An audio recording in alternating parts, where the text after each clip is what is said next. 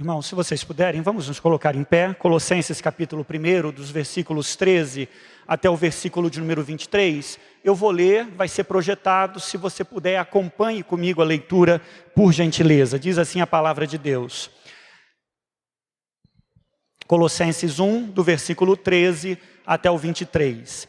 Ele nos resgatou do domínio das trevas e nos transportou para o reino do seu Filho amado, em quem temos a plena redenção por meio do seu sangue, isto é, o perdão de todos os pecados.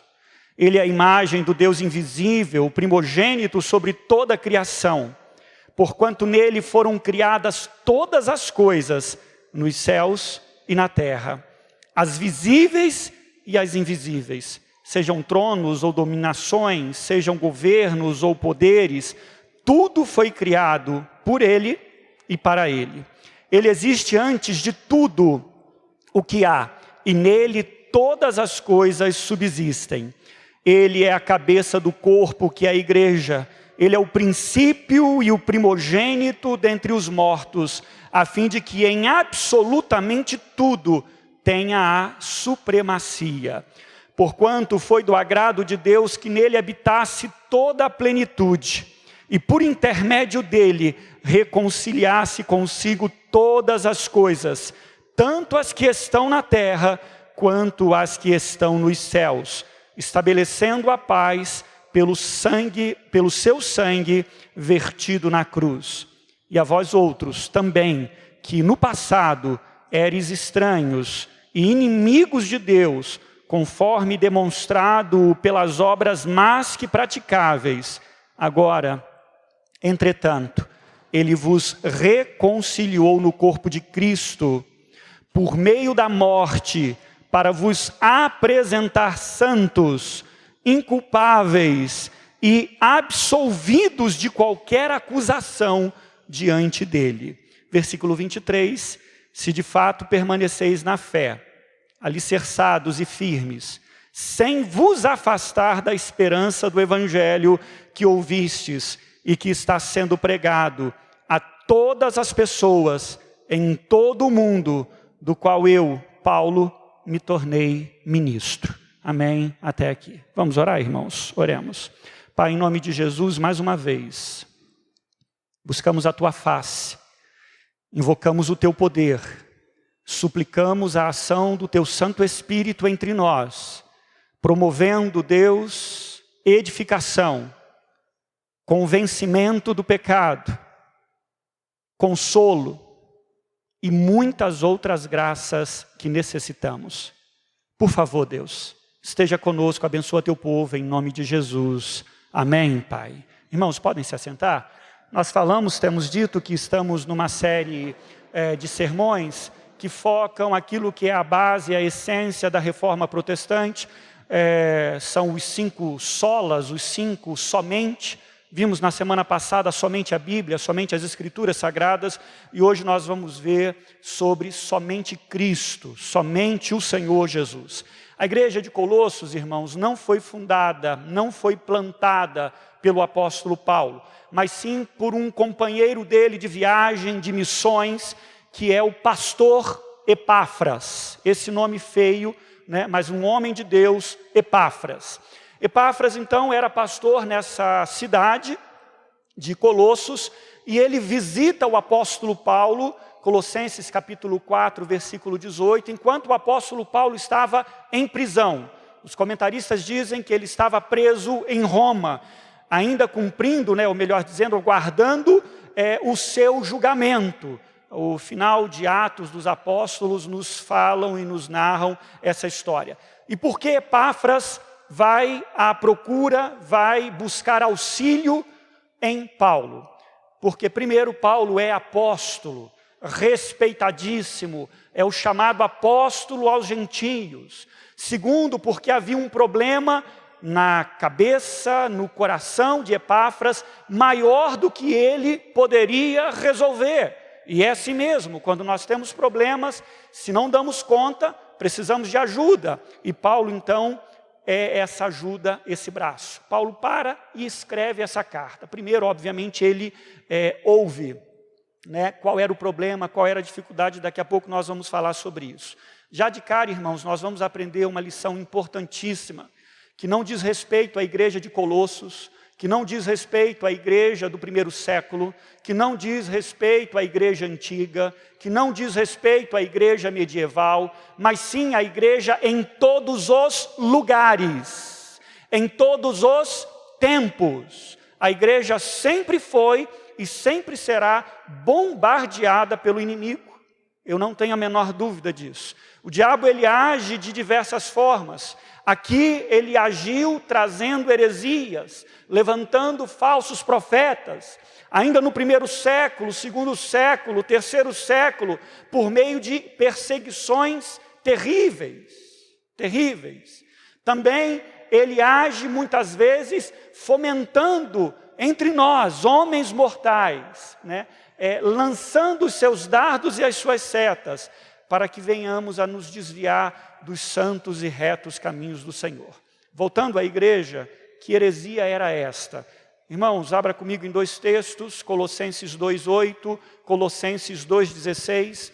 Os estudiosos dizem que é uma mistura, é um sincretismo entre a religião judaica e uma espécie de proto-gnosticismo.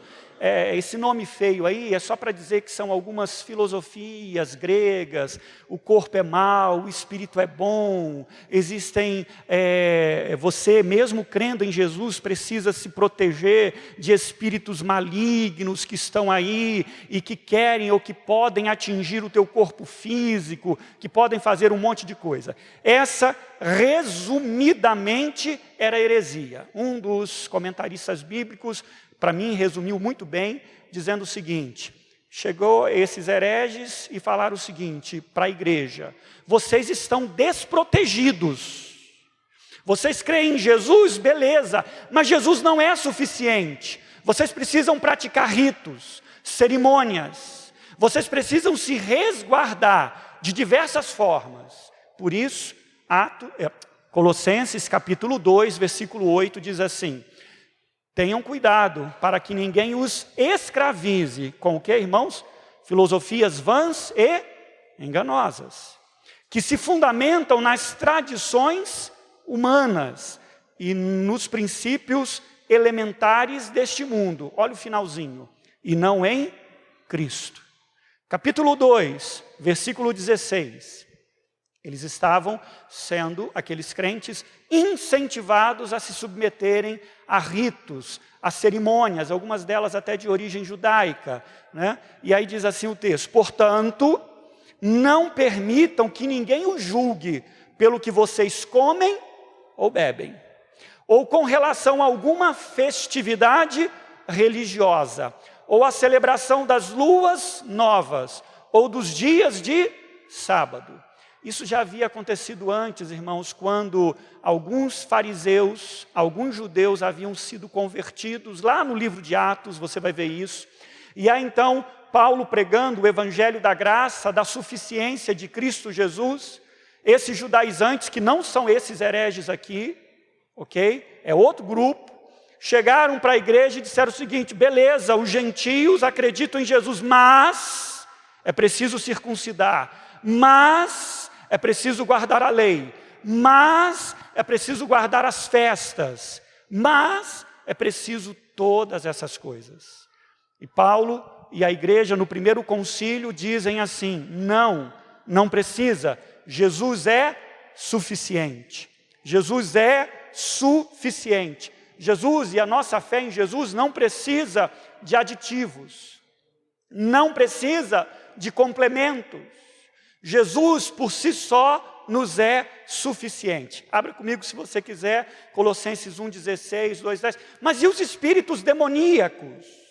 E os espíritos malignos? A própria Bíblia, pastor, diz: sejam sóbrios, vigilantes. O diabo, vosso adversário, anda em derredor, rugindo como leão, procurando a quem possa devorar. É óbvio, ele tenta.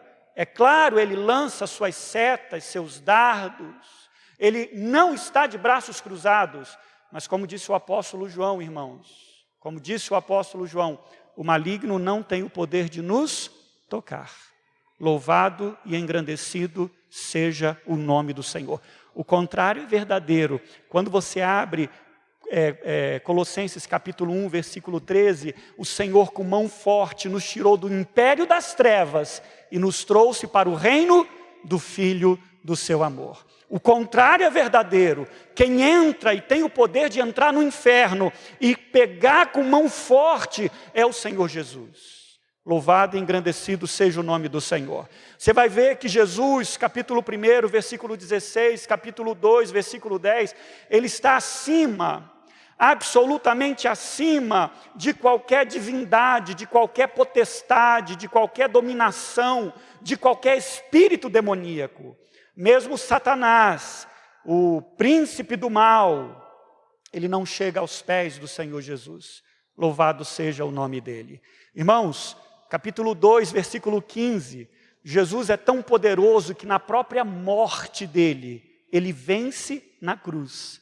Capítulo 2, versículo 15, você vai ver isso, e eu vou ler aqui no meu texto, que diz exatamente assim: e cancelou o escrito de dívida, que consistia em ordenanças, e nos era contrária, ele removeu completamente, pregando-a na cruz. Esse é o versículo 14, versículo 15, e despojando as autoridades e poderes malignos, fez deles um espetáculo público, triunfando sobre eles na cruz.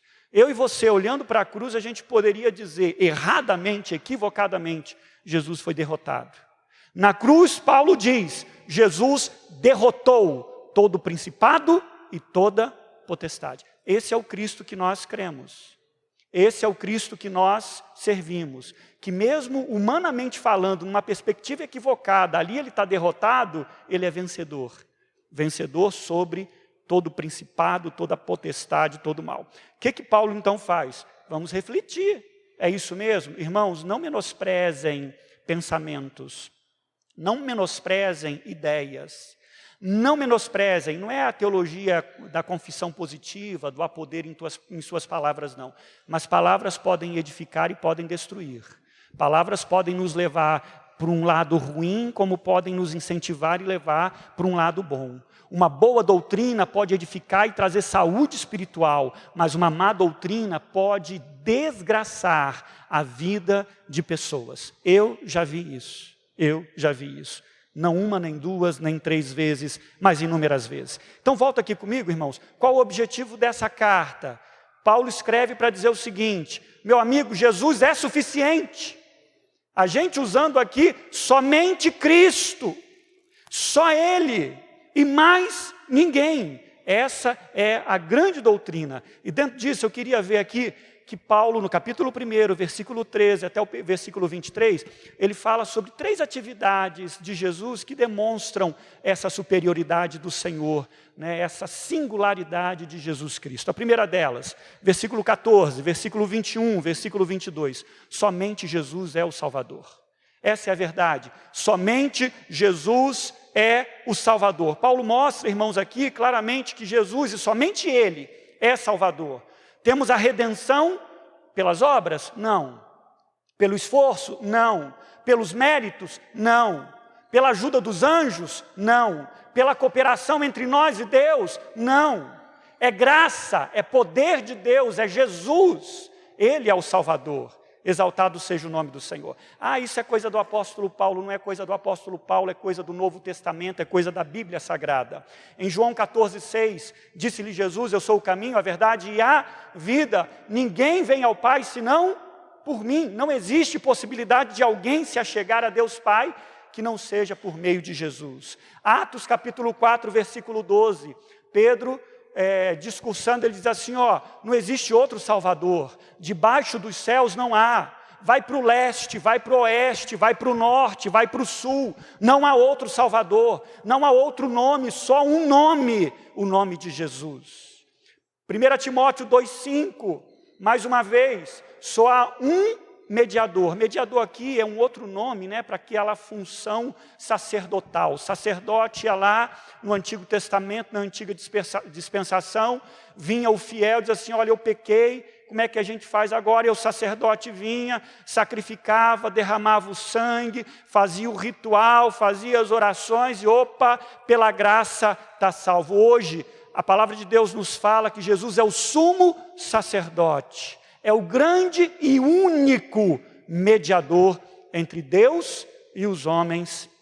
Exaltado seja o nome do Senhor. Portanto, irmãos, seja na época de Paulo, seja nos tempos da Reforma protestante, seja hoje, seja aqui, seja no Japão, seja na África, seja na Europa, seja onde for, só há um Salvador, e este é Jesus de Nazaré. Louvado seja o nome do Senhor. Mais do que isso, Ele é suficiente, não apenas único, Ele é suficiente e poderoso para nos salvar. Eu não preciso, irmãos, e a religiosidade brasileira, né, você sabe disso, a religiosidade brasileira é sincrética.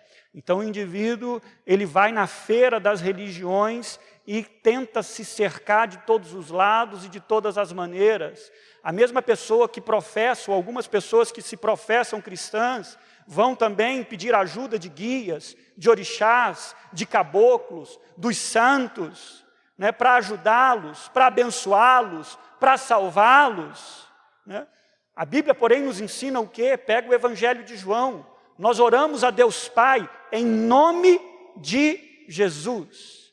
E Jesus é aquele que nos abençoa, nos salva e nos salva de múltiplas formas e de múltiplas maneiras. Não cremos, irmãos, que boas obras, como na época da Reforma e ainda hoje, nos ajudarão a nos salvar. Só o sacrifício de Jesus é suficiente para a nossa salvação. As boas obras que eu e você devemos fazer não é para que Deus se agrade de nós, é para que, ou nos aceite, melhor dizendo, mas é porque nós já fomos aceitos e porque já pertencemos ao reino do nosso Senhor. Irmão, Jesus é o único Salvador. A mensagem é uma mensagem antipática, extremamente antipática, porque nós vivemos hoje na pós-modernidade. Na pós-modernidade todos os caminhos são bons. Todos os caminhos são bons. Há mais de um Salvador. Então, Maomé é Salvador, né, dos islâmicos, Buda é Salvador dos budistas. E no final, assim, tudo vai acabar bem. Esse é o pensamento. Todas as religiões são boas. Todos os caminhos são bons. Você precisa ser honesto. Você precisa ser verdadeiro. Essa é a mensagem dos nossos dias. E daí então a antipatia, a mensagem que choca. Não, só Jesus é o Salvador, não há outro. Quem tem fé e ouvidos para ouvir, que em nome de Jesus ouça. Quem não tem, pague para ver, e um dia todos nós veremos. Irmão, Jesus é único. Paulo então chega e diz assim: meu amigo, só há um Salvador. Anjo não vai salvar, não precisa ter medo. Jesus, Ele é suficientemente poderoso para salvar. Segundo lugar, somente Ele é o Criador. Versículos 16, versículo 17, versículo 19. Olha que Paulo está pegando realmente pesado e apresentando Jesus de uma maneira extraordinária. O problema dos crentes de Colosso, como é o problema de muita gente hoje, como é o problema de muita gente, ou foi o problema de muita gente no decorrer da história, é que não tem a visão acertada sobre quem é Jesus. O Jesus de muitas pessoas que professaram o cristianismo era um Jesus pequeno, insuficiente, limitado, incapaz. Incapaz. Esse não é o Jesus da Bíblia. Esse não é o Jesus segunda pessoa da Trindade. Esse não é o Jesus que morreu naquela cruz. Irmãos, aqueles crentes provavelmente viam Jesus como mais um entre muitos. Eu particularmente advogo essa teoria, né? Porque conversão não é só um ato. O Espírito Santo chegou lá e bateu no coração do presbítero não, que na época ele não era presbítero, do Tiago, salvou ele. E a partir daí a doutrina nos ensina que Deus continua nos salvando através da santificação. A gente vai crescendo, a gente vai sendo lapidado. Eu até não duvido da conversão ou de um encontro com a graça, mas era necessário mudar a mentalidade daquela igreja, daqueles irmãos. O Jesus era muito pequenininho, Jesus era um entre muitos. Não era o Senhor, não era o Salvador, não era, como nós estamos vendo aqui, o Criador de todas as coisas. Então, irmãos, nessa que a gente chama de cosmovisão, na visão de mundo, Jesus não é um entre muitos. Jesus é único Criador. A Bíblia ensina isso, irmãos. Veja comigo versículos 16 e 17 de Colossenses, que Jesus é único, ele não é um entre tantos deuses, não é um anjo exaltado, como acreditam as testemunhas de Jeová. Se você não sabe, isso é doutrina oficial. Jesus é um anjo maior dos anjos, e juntamente com Lúcifer, né, que aí o bom garoto e o mau garoto, mas um anjo exaltado, muito acima dos anjos e dos homens, mas abaixo de Deus. Não é anjo exaltado, não é super profeta, não é um super servo de Deus, ele é o próprio Deus. Veja comigo, versículos 16 e 17. Pois nele foram criadas o que, irmãos? Todas as coisas. Onde, irmãos? Nos céus e na terra, as visíveis e as invisíveis. Sabe quem criou os anjos? Jesus de Nazaré. Jesus, foi ele. Sabe quem criou esse universo imenso e maravilhoso? Jesus de Nazaré, a palavra de Deus. Continua, sejam tronos, soberanias, poderes ou autoridades, todas as coisas foram criadas por quem, irmãos? Por ele. E para quem, irmãos? Para ele. Ele é antes de todas as coisas e nele tudo subsiste. Esse texto é de uma profundidade inesgotável.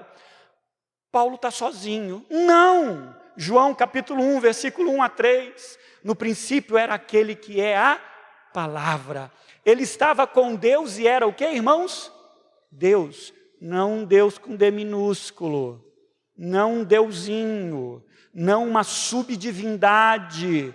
Deus com o Pai. É um mistério, irmãos? É um mistério que infelizmente a nossa limitação não permite, mas o Deus que a gente adora, serve, cultua, é um só, mas subsiste em três pessoas, do Pai, do Filho e do Santíssimo Espírito do Senhor. Não é Deus com D minúsculo, porque Deus com D minúsculo, irmãos, não tem o poder de criar tudo do nada. Esse é um atributo apenas da divindade absoluta. Jesus então é o Criador do universo, ele é o Todo-Poderoso, aquele que não conhece o que é impossibilidade, que não sabe o que é impossível. Jesus é imbatível, nada nem ninguém pode, entre aspas, peitá-lo, barrá-lo, obstaculizá-lo. Não, daqui Jesus só não passa. As portas do inferno não prevalecem, sequer contra a igreja de Jesus, quanto mais contra Jesus.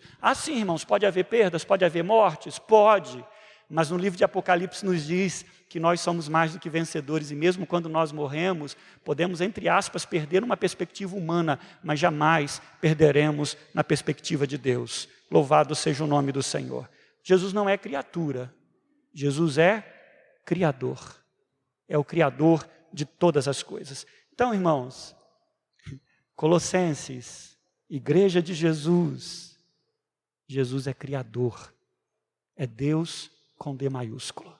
Terceiro e último lugar, somente Ele é o Senhor. Como um golpe de misericórdia, vejam aqui comigo, irmãos, nós vamos... Na verdade, eu não sei o que aconteceu, mas uma página vai ser da minha cabeça, ok? Vai ser da minha cabeça. Uma página aqui... Não, querida, pode deixar. É a mesma coisa. É a mesma coisa. Deu um problema aqui.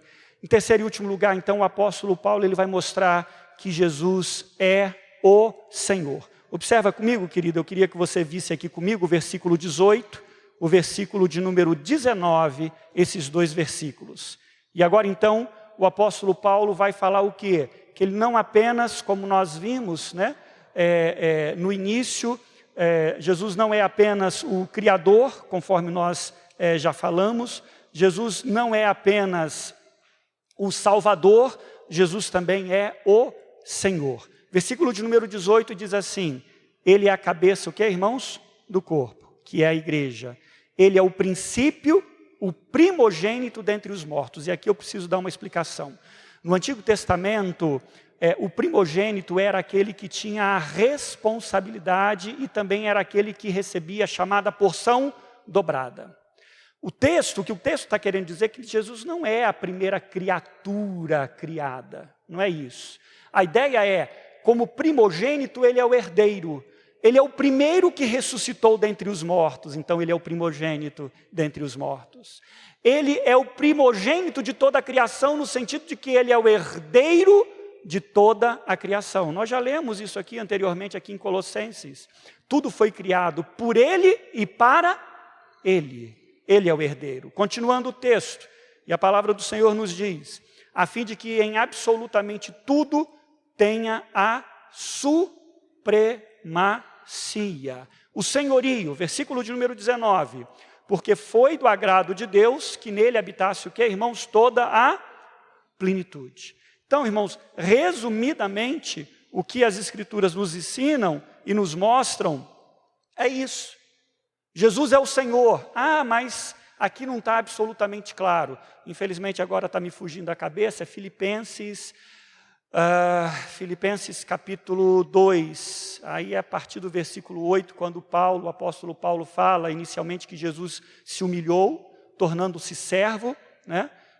Tornando-se servo e obediente também até a morte de cruz, e aí ele dá continuidade e diz o seguinte, de modo que o Senhor o exaltou acima de todas as coisas. E aí ele termina dizendo o seguinte, a fim de que ao nome de Jesus se dobre todo o joelho, em cima nos céus, embaixo na terra, e toda língua confesse o quê, irmãos? Que Jesus Cristo é o Senhor. Obrigado, era a partir do versículo 8 mesmo. Jesus Cristo é o Senhor. Voltando aqui no texto, irmãos, ele é o quê? Jesus é o Senhor da igreja.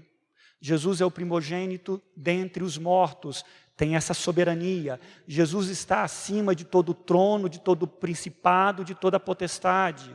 Um dia, absolutamente todos, irão se curvar e declarar, Jesus é o Senhor. Teólogos bíblicos do Novo Testamento costumam dizer que a expressão que mais se repete acerca de Jesus Cristo é que Ele é o Senhor. As grandes perseguições que a igreja sofreu na história, de maneira especial nos primeiros séculos, foi porque o Império Romano, os imperadores chegavam e diziam o seguinte para os crentes, vocês precisam dizer que César é este Kyrios, que César é o Senhor. E a igreja dizia, Jesus é o Senhor. Jesus é o Senhor. Não existe, irmãos, nenhum milímetro em todo o universo, nenhuma polegada em todo o universo, que Jesus não seja soberano, não seja Deus, não seja Senhor. Abra, por favor, Apocalipse capítulo 1, versículo 18. No inferno Jesus não manda, Jesus manda no inferno. Na morte Jesus não manda, Jesus manda na própria morte. Você pode receber, e é claro, não estou aqui, 10 tiros na cabeça. Se o Senhor não quiser que você parta, você não vai partir, porque a palavra final não é do homem, a palavra final não é da morte, a palavra final é do Senhor. Tudo está debaixo do senhorio do Senhor. Apocalipse capítulo 1, versículo de número 18, João tem aquela visão, Jesus aparece para ele e diz o que, irmãos? Sou aquele que vive, estive morto, mas agora estou o quê? Vivo para todo sempre. E eu tenho duas coisas. Quais são as duas coisas que Jesus tem? As chaves da morte. Eu particularmente acho que a NVI não foi feliz, ou mais feliz nessa tradução. Eu acho que a palavra deveria ser inferno mesmo. Hades pode ser sepultura, pode ser inferno, pode ser um monte de coisa. Ok? Mas aqui para mim, no livro de Apocalipse é inferno mesmo. Eu tenho as chaves do inferno. Jesus é Senhor de todas as coisas, de tudo. O homem pode estribuchar, Você pode ouvir uma palavra terrível contra você e contra a sua vida, mas saiba de uma coisa, a palavra final é de Jesus, porque Ele é o Senhor. Irmãos, eu termino aqui, e o que eu lembro que eu escrevi no sermão, Jesus, Ele é Senhor. Jesus, Ele é o Criador de todas as coisas. Jesus, Ele é o próprio Deus, o Deus que se fez homem. A gente poderia falar muito mais, poderia falar que Jesus é o Rei dos Reis, é o Senhor dos Senhores, é a brilhante estrela da manhã, é o Alfa e o Ômega. Jesus, enfim, eu poderia falar e nós poderíamos falar sobre muitas e muitas coisas, para alargar a nossa compreensão. Mas em nome de Jesus, o Deus a quem nós servimos, o Jesus a quem nós adoramos, é, irmãos, Senhor. O Jesus a quem nós adoramos, meus irmãos, é o Criador. O Jesus a quem nós adoramos é o Salvador, é o único, é o suficiente, é o inigualável. Em nome de Jesus, não tem uma visão pequena dele, não. Ele é maior do que você pensa. Que Deus te abençoe. Que Deus edifique a sua fé. E que você não seja varrido por ventos de heresia. Somente Cristo. Somente Cristo. Somente Cristo. Em nome de Jesus. Amém.